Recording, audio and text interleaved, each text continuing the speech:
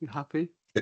Yes, please, Chair. Yeah, I know because I know, especially within my area, we have some schools that got Flying Start, and other schools then haven't got it because of the way that the boundary was put together, which penalised that school, which really should now, because of the circumstances, things has changed, should really be having Flying Start in those schools. So I'm hopeful that what I said there will be taken on board. Thank you, Chair.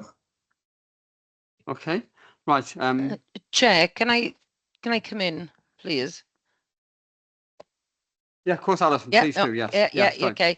The Flying Start, to try and answer Mike there and everything, we are looking to roll it out, and we've sort of are waiting on the final confirmation of it. But we have got a really good base now to work from, because there's been a huge amount of work done in changing the model, that so that it isn't just in schools, that is with childminders across the targeted areas. The first batch very much in postcodes of what has been given to us being rolled out. Now we're looking to roll out in phases across the city, and certainly in areas of deprivation first that can be identified as we work out across. And so there is a mixed, the offer will be there as we expand again for schools if they want to. Not all schools have wanted to be a flying start, and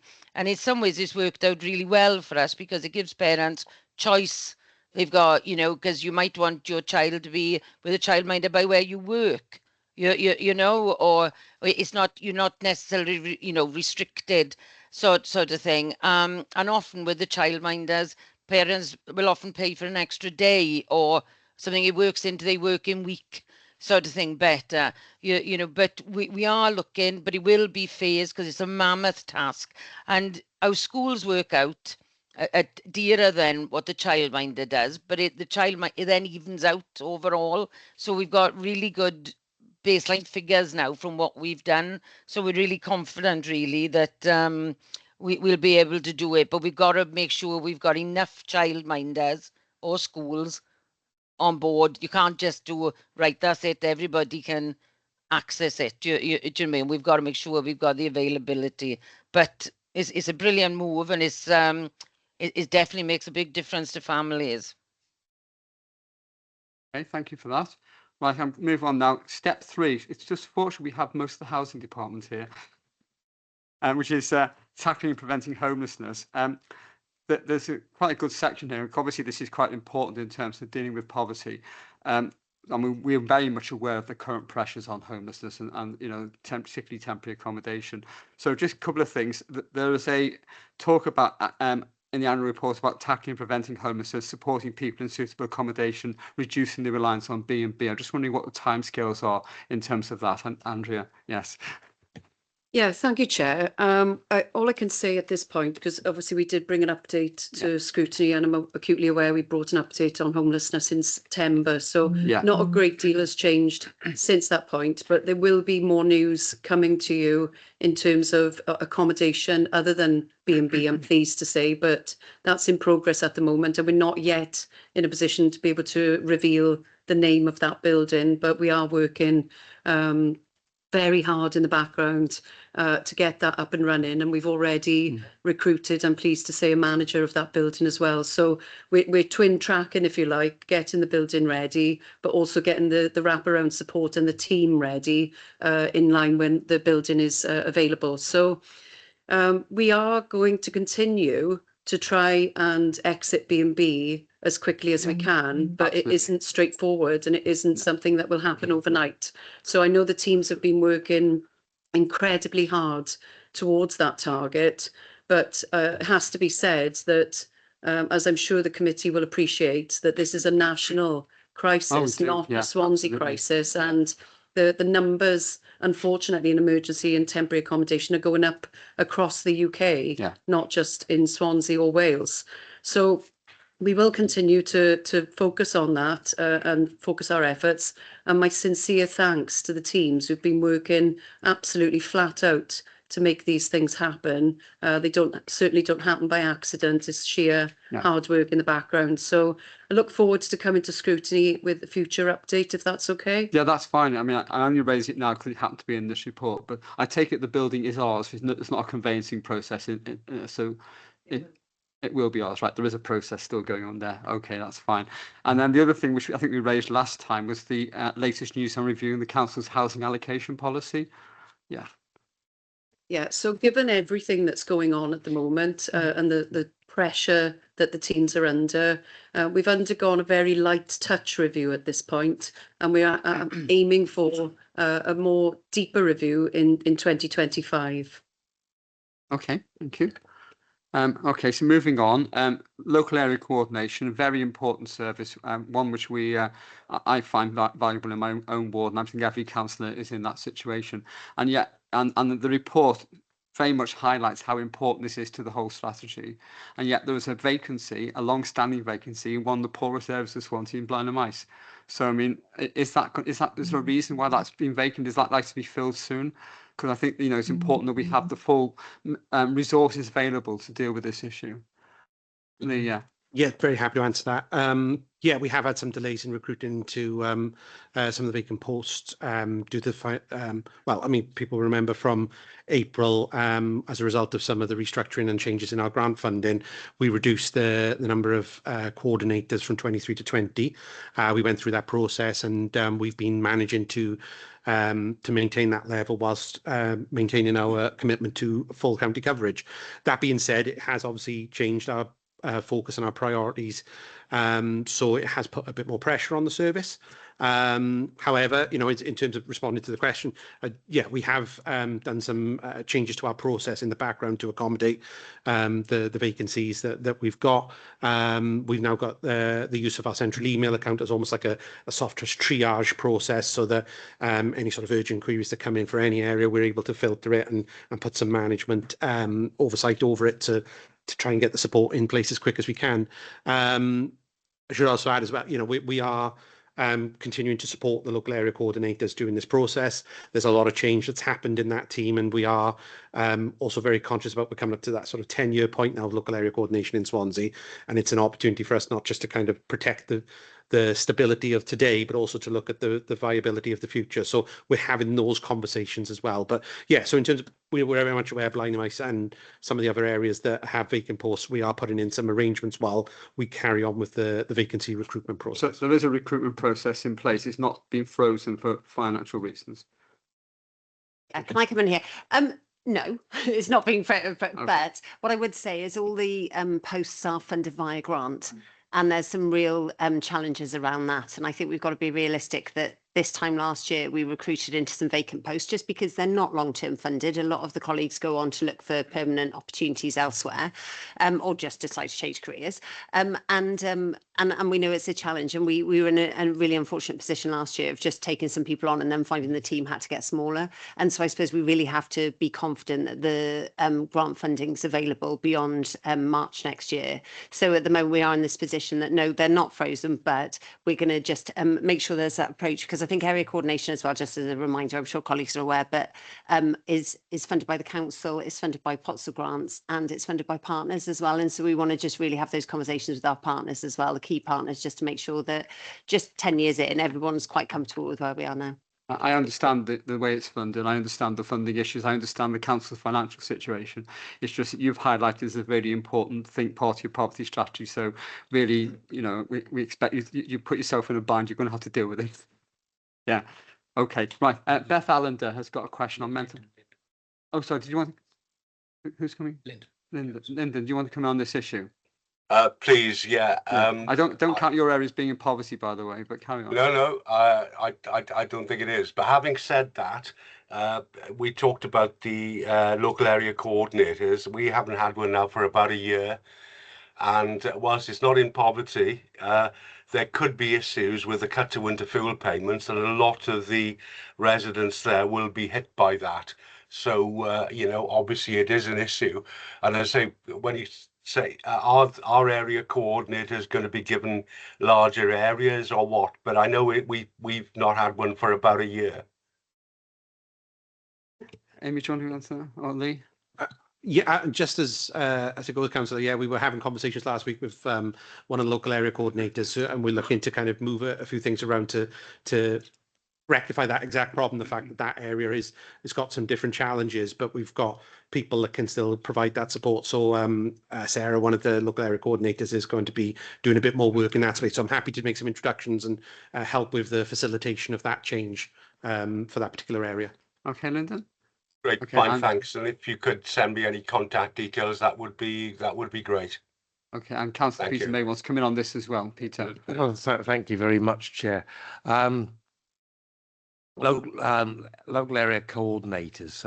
Are you aware of how many local area coordinators there are in the Uplands ward? Yes, just trying to think of the name of them. Yeah, yeah, we've got 2 that cover the ward, I believe. No, can I correct you? We've got 4. Yeah, yeah. And the point I'm making is, before you cut the local area coordinators by 3, we did in fact have 5. Now it's a little bit confusing as ward boundaries go through, consultations about communities and don't divide communities and things like that. The model isn't the same with the local area coordinators. So the question is there any prospect of actually realigning local area coordinators to make them coincidental with ward boundaries? Because when you cut one, you actually gave one of our local area coordinators a huge chunk outside the ward and incorporated the Sandfields, which is in Castle Ward. So, as it says, I'm just using mine as an example, I'm sure it's replicated throughout the city. So we've got one that covers Uplands, Brimmill, Finolly and Sandfields. We've got the Sketty local area coordinator, which confuses people because they don't know where to go. We've got the Town Hill local area coordinator, and we've also got one that covers Mount Pleasant and the Brunswick area.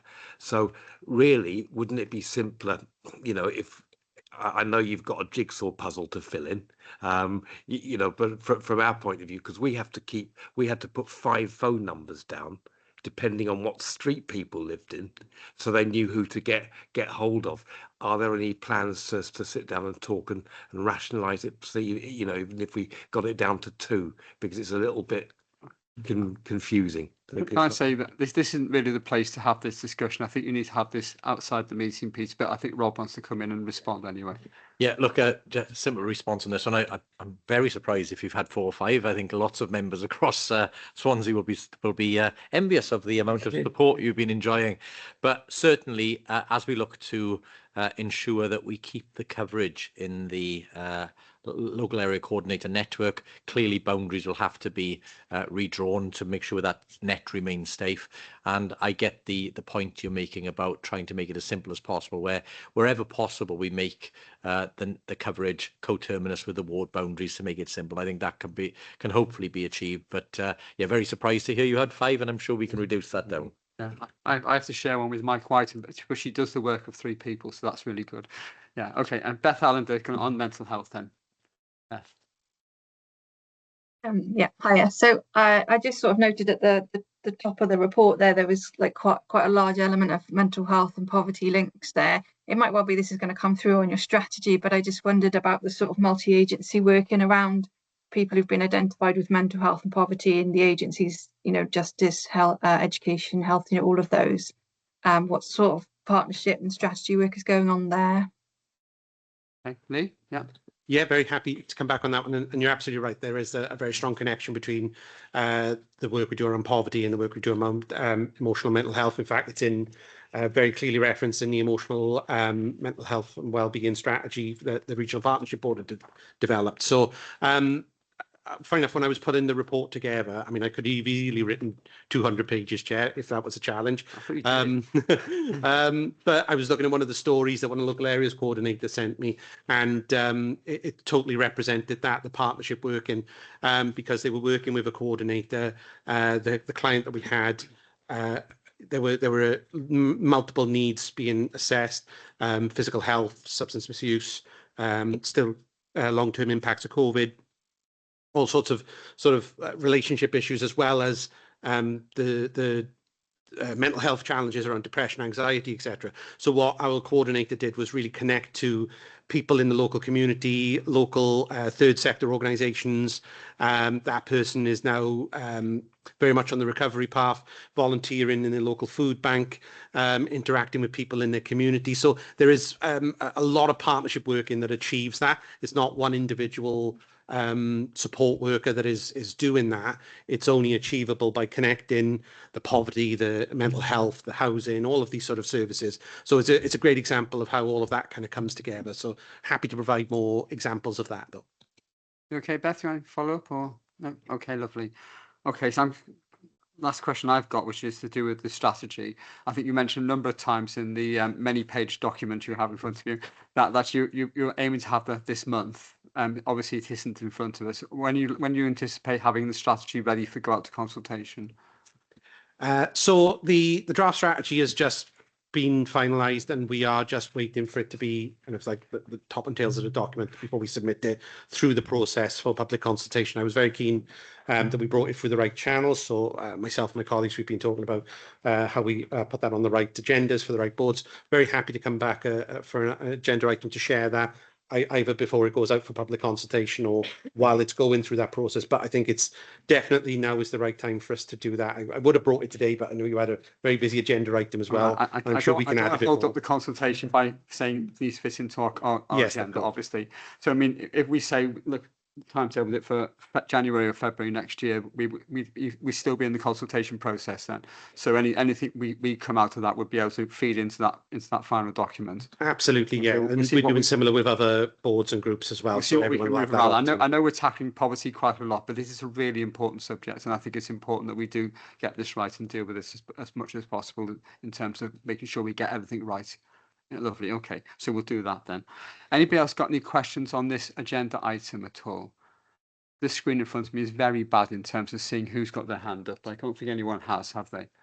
No. Okay, well, thank you very much indeed for the presentation and for the answering the questions, and we'll see you next year to go through this all over again.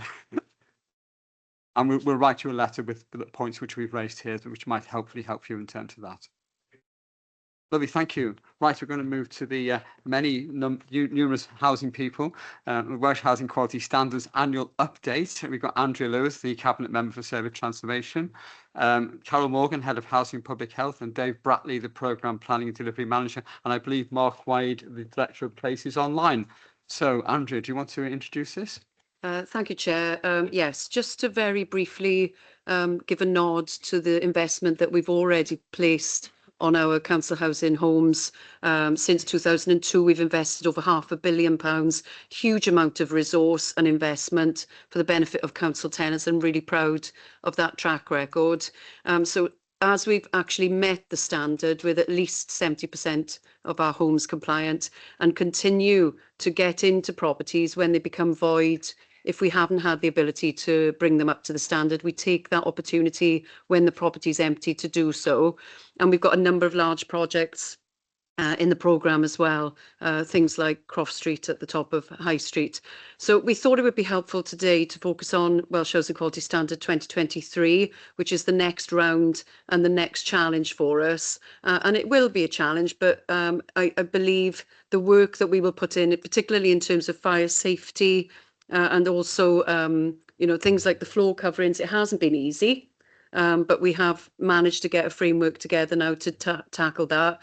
I won't say any more because we've got officers with us today to take us through the report and help answer any questions, some of which are quite technical. So I'll pause there.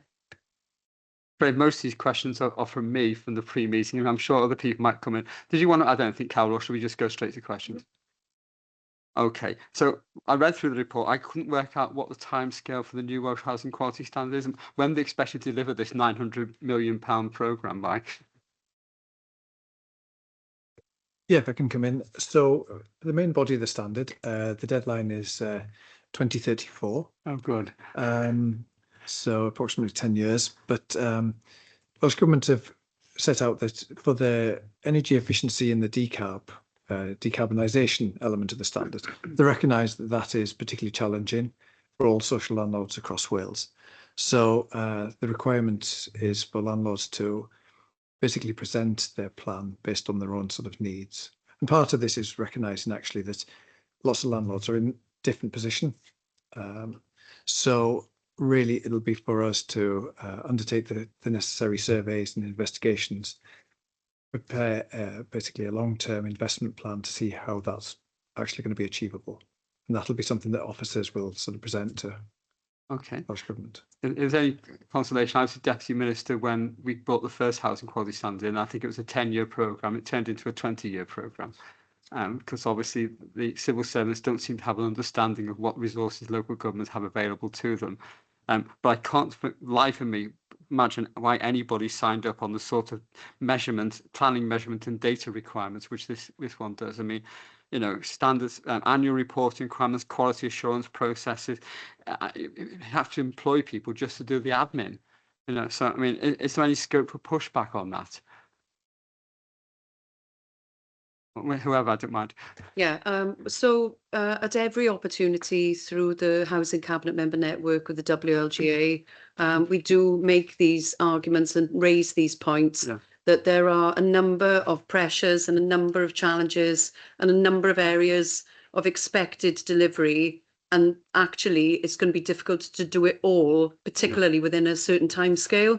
So we do push back through the network to say, please be reasonable, please give us time, and also please give us finance and resource to be able to deliver this, because this isn't cheap to deliver. And in the meantime, we're also doing ongoing maintenance and backlog of repairs as well as this. So I understand the point that you raise. And the short answer is yes, we do push back. I think so too. I mean, just doing a compliance data for each property on an annual basis, it's just horrendous. I mean, I really have to question why the civil servants, well, why the ministers allowed this to go through. Surely the minister would have some. Anyway, let's move on. Okay, so we can see from the report the new 2023 requirements are challenging. And the level of investment is going to require. Now, my concern is that it's going to impact on the council's more homes policy strategy, because clearly, if you're going to invest your capital into doing these homes up, you're not going to have. I mean, I know the Welsh government's put a bit more money in today, but you know, is this going to have an impact in terms of how you balance out your capital budget? Yeah, so effectively, it's always an ongoing balancing act. But what we try and do is to focus at least 80% on our existing homes and around 20% of our budget on delivering new homes. So we feel we've got the balance right. We want to look after our existing tenants whilst also acknowledging that we desperately need more social housing.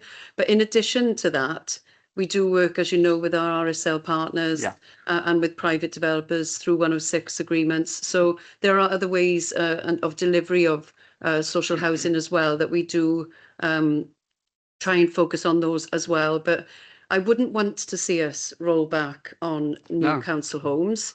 But we do also have to acknowledge that we've got to look after our existing tenants and the standards of their properties and their homes as well. So it is a balancing act. But it's something that we continuously manage, and it evolves and it flexes as necessary. But there has to be a concern that this amount of extra money being put into the system is going to unbalance that. I mean, I think you've got the balance about right now, but even RSLs rely on Welsh Government grants, you know, 40, 50%, whatever. So, I mean, that is an issue, isn't it? So we do have, wherever possible, we do pull on Welsh Government grants and additional funding to help us with, you know, funding the programme. But as you pointed out, if we're bound by the 10-year term to deliver this, then that might not necessarily be possible with the resources that we currently have. And we might have to manage and call on an extension from Welsh Government to try and draw out that programme over a longer period to make it more viable and feasible to deliver. But we'll manage that as we go along. And if we do need to ask that question of Welsh Government to give us more flexibility, that's what we'll do. Yeah, I think, I mean, I know the budget which came out today, there's more money in there for homes to either buy back or build new homes. So I think the Welsh Government understands this priority. I think it needs to be pointed out to them that this programme could well unbalance and scupper that particular part of the housing programme. Okay, now Chris Holly's gone, so I've got his question as well now, which he wants to know how it's going to be prioritised across the council housing stock. I know that when we currently do improvement work, you tend to do an area-based contract, don't you? Because it's easier to have more in one area. I assume that would be the way this works as well. Yeah, if I can just sort of come in that.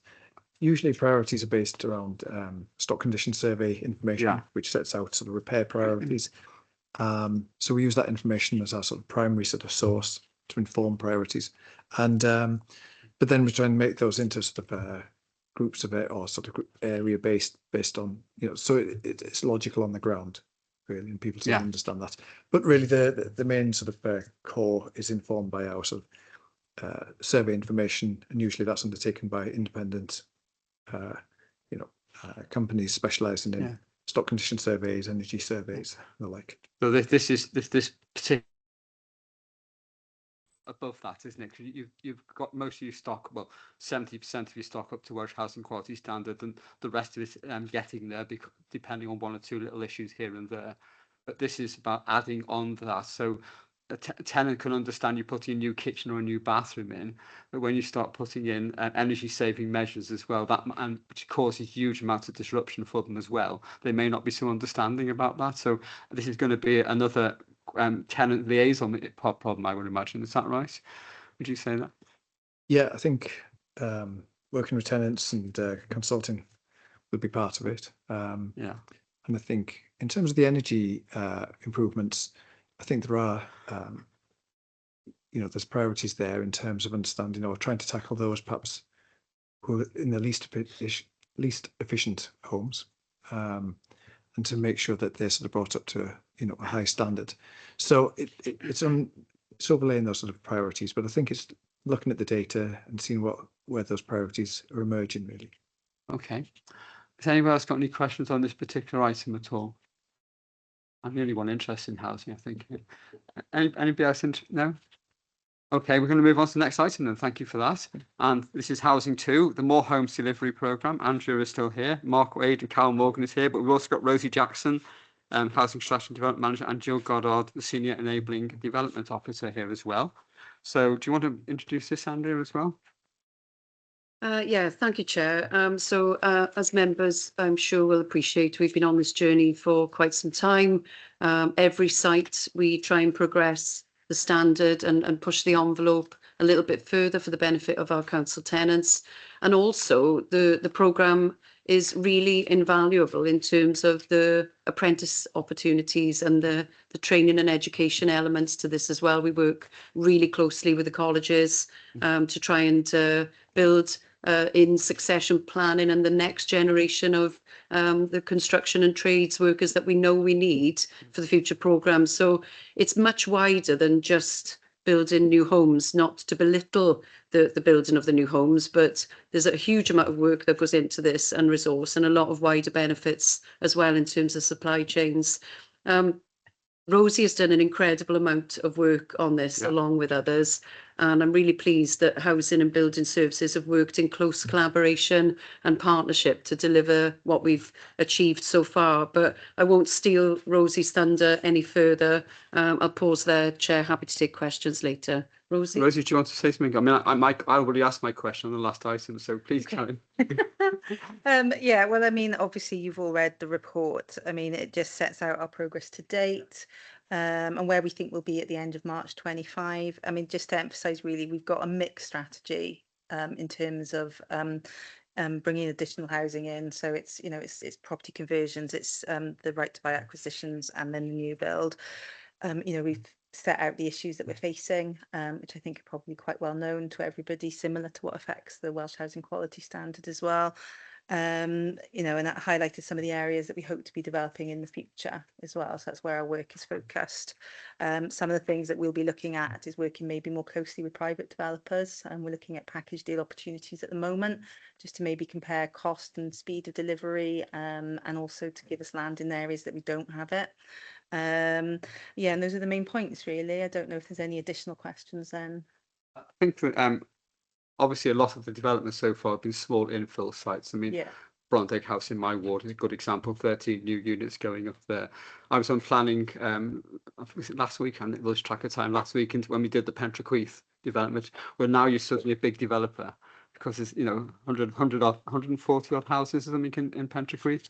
And there's an education, having education contributions as part of the planning thing. It's like £1 million or something. So that once you start developing big sites like that, you start getting other costs in terms of not just the infrastructure around it, but having to make contributions to local schools, etc. Is that going to happen more often, do you think, as you go forward, or is that going to be the Pentrequeith one going to be an exception in terms of size from what you're looking at? Yeah. Yeah, so Pentrequeith Brooksea Road is unusual because it's 4 sites together. One of the questions you had earlier was about kind of the availability of the funding. So whilst we've now got the planning permission for the 4 sites, funding alone means we'll have to be bringing them forward in phases, right. for example. So they won't all get built up at the same time because there won't be the funding available for that. But they are the biggest. We do have a couple of other sites that are kind of bigger than what we're looking to do, that we've done so far, which are pipeline sites and schemes really, but that is the biggest, but they will be on a phase by phase basis. And in terms of the education contribution, that will be subject to negotiation.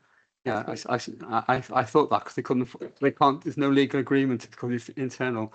Yeah, and so there's issues for us to look at in terms of what funding the HRA has available, but I think inevitably the Section 106 contributions, whether it's an external developer or us internally as the council, will be subject to negotiation. And it won't be 140 new houses all at the same time. They will be spread out. I think actually doing site by site, you should be able to do a piecemeal and build up to it over a period of time, I think, obviously, because you don't want to pay it all up front, do you? No. Okay. Has anybody else got any questions on the More Homes programme? Anybody want some more homes in their house? No? No? Okay, well, in that case, we move on then. Thank you very much. Thank you for bringing the housing department here. It's very Sorry, Chair.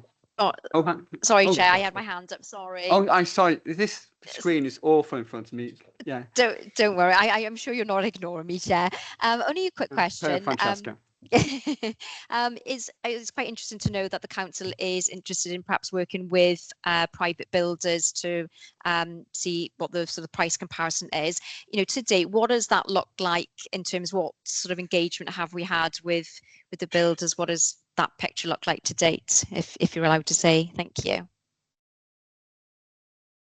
So we've kind of started on this journey because kind of a package deal means where a developer has sole use of the land, they want to build it and they offer the housing provider. So ourselves use this approach very often, and other local authorities in Wales have started to use it more as well because it's a way of transferring the risk to the developer as opposed to the council. So a contract price is agreed.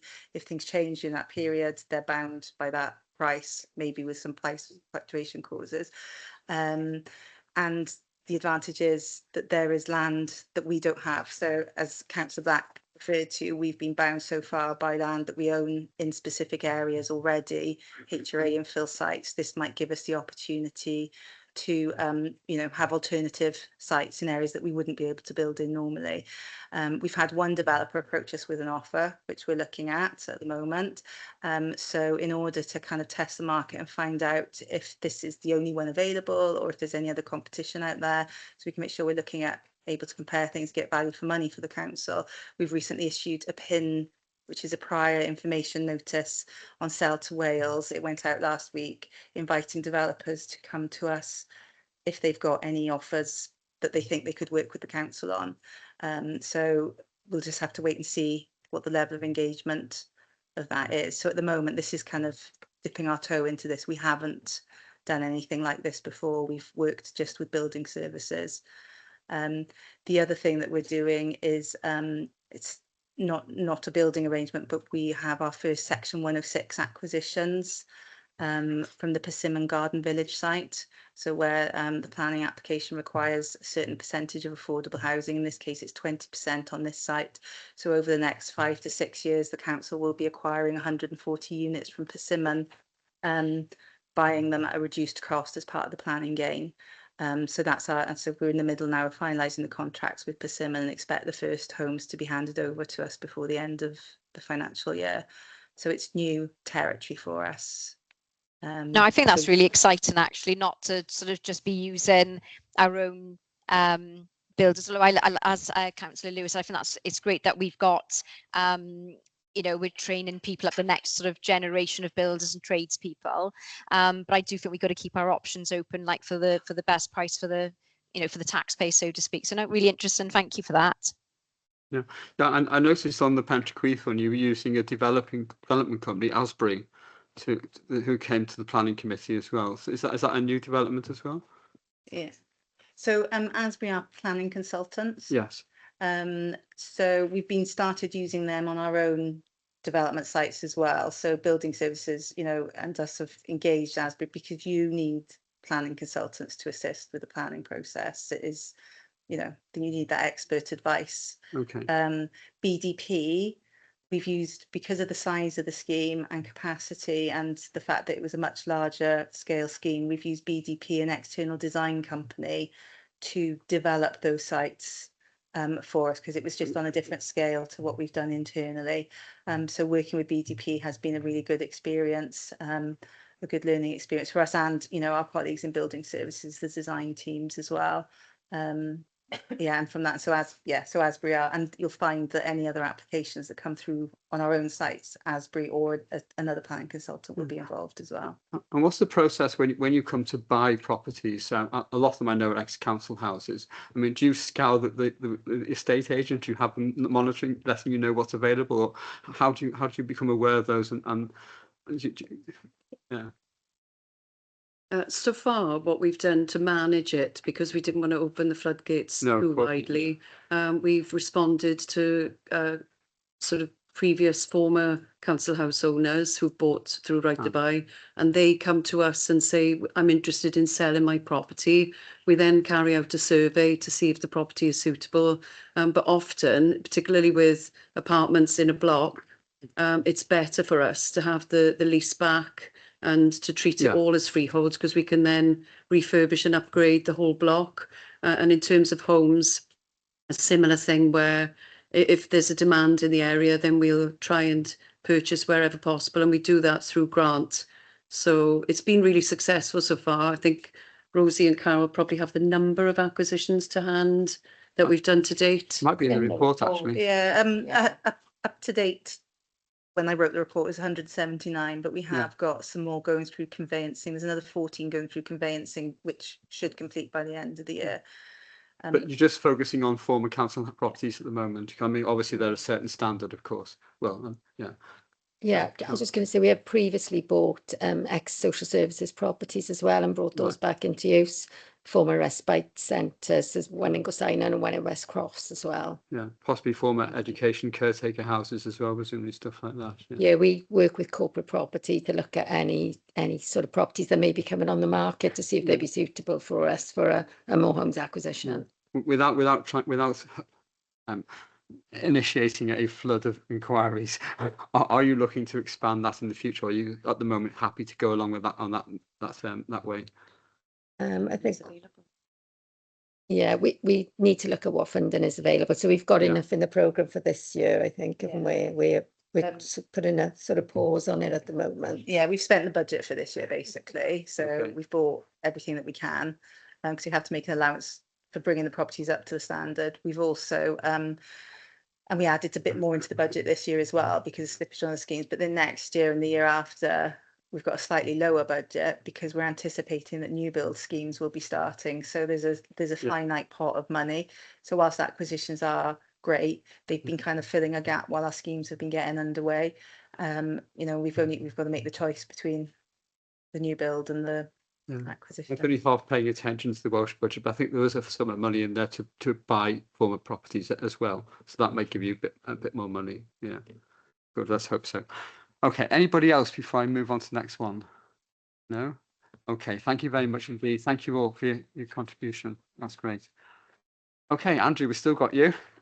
Andrew, Complaints and Compliments Report 23-24. This hopefully will be fairly quick. And Sarah Lackenby, Head of Digital and Customer Services. Do you want to introduce this, Sarah or Andrea? Andrea first then. Yeah, thank you, Chair. Perhaps if I can just give brief bit of background on this. It's been a busy scrutiny session for me today. I think I'm on my 4th item. Busy. So this report is for information around the complaints, compliments and comments that have been received during 23-24 and includes the annual letter from the Public Service Ombudsman for Wales, which I'll defer to Sarah regarding the letter. So Appendix A gives performance on the corporate complaints, and in summary shows an increase in stage 1s with 44% justified, a slight rise in stage 2s, which could be attributed to better reporting with the new complaint system being introduced.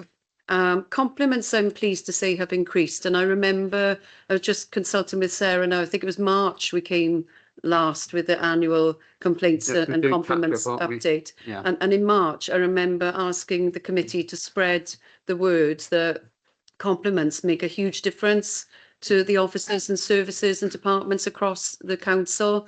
And since then, ironically, compliments have gone up, which has been really beneficial, particularly with teams who are under a lot of significant pressure.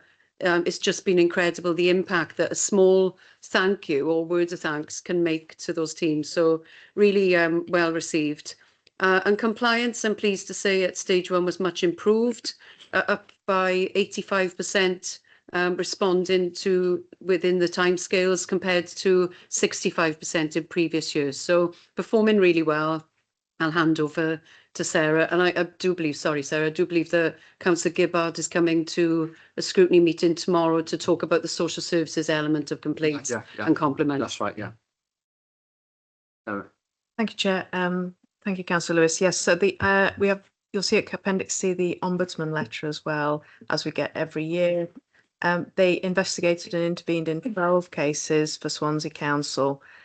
You'll see that there is a new performance measure as well, which was introduced this year from the Ombudsman in terms of percentage that we had the speed of our implementation of the recommendations from the Ombudsman, which was 63%. This doesn't include any extensions that we may have requested, because sometimes in implementing recommendations it takes slightly longer. But what we are going to try and do in future years, sometimes it's capacity within teams, especially within social services, to be able to implement the recommendations as quickly.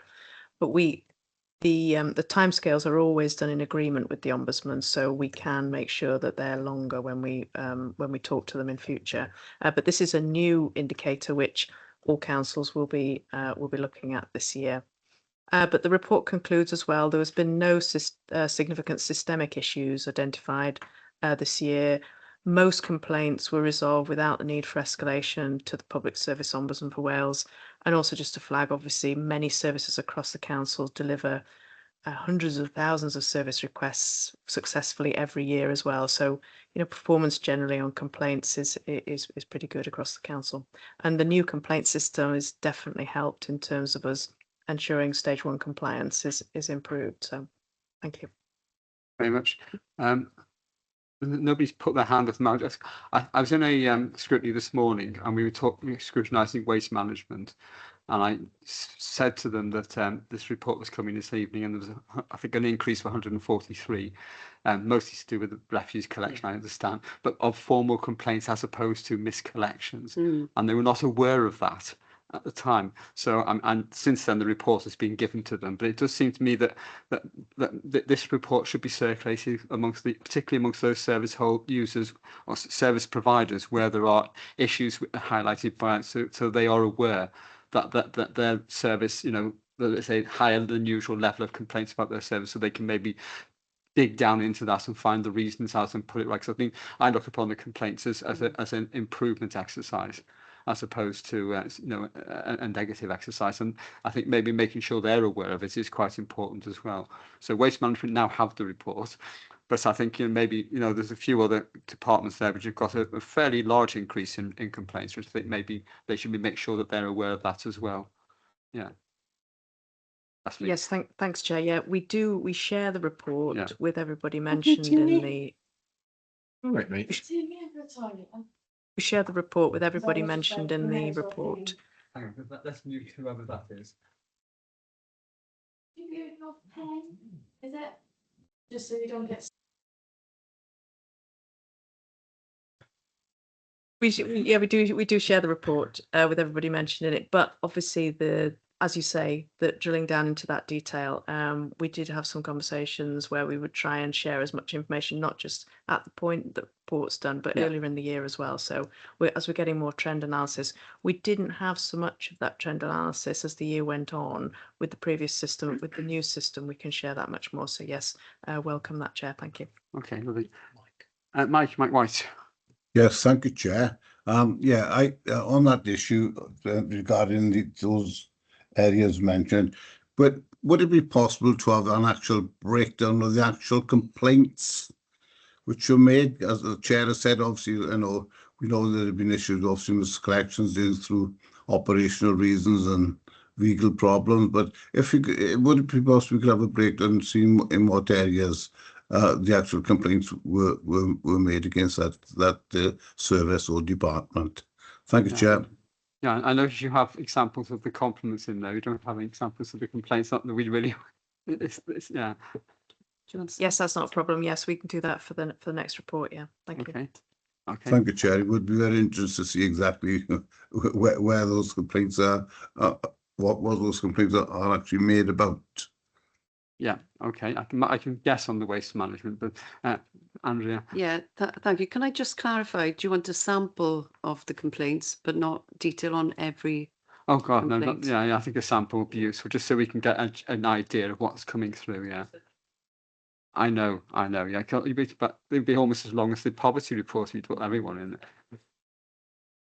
Okay. Anybody else have questions on this at all? No. Oh, Peter May.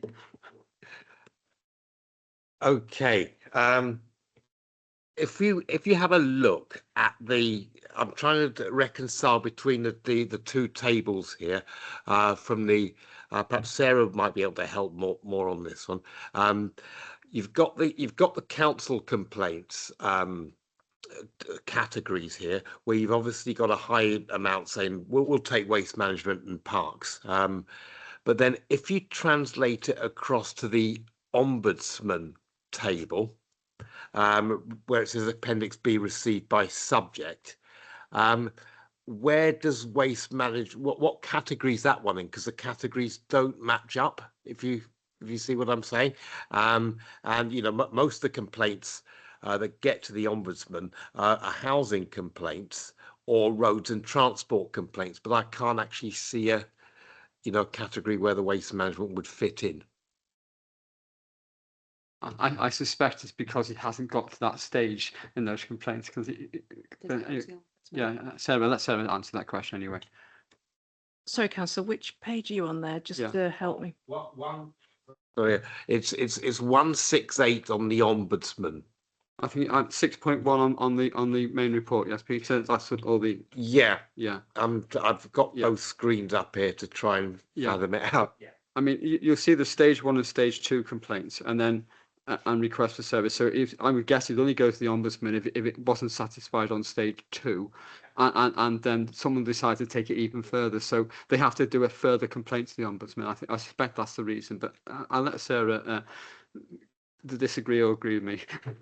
I think the point I'm making is that the categories sort of change halfway through, so for direct comparison purposes. Yeah. On the ombudsman actual letter. Yes, it is. These are the categories that the ombudsman uses. We try and replicate them as much as we can, but obviously we try and go into a bit more detail as well when we report to yourselves. So the read across, yes, I mean, I can try and extrapolate that for next year, so that you can have a clearer read across, if that's helpful. Yes. Yeah. Anybody else at all? No? Okay, thank you very much indeed for that. It's very excellent. Thank you for staying for the whole meeting, Andrea. And Sarah, of course. Okay, the next item is going to be the Scrutiny Performance Panel Progress Report on Adult Services. Sue is not here, so I'm going to suggest that if anybody has any questions, they can ask him and we'll pass them back to her. or are we just content to note this report? I'm going to take people's silence as being content to note the report. So next item is membership of scrutiny panels and working groups. There's no changes to report on that. Scrutiny work programmes in front of you. The next meeting is in January, subject to whether the poverty fits in. And we're going to be looking at we have the leader of the council with us, and also the Oracle Fusion project post-implementation review update is going to come to there as well. So I'm sure we're all waiting for that anticipation on that. And okay, and then item 14 is date and time of upcoming scrutiny panel meetings. So next meeting is 21st of January. Can I wish you all a very Merry Christmas and a Happy New Year?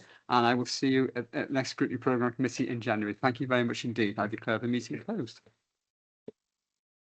Bye. Bye.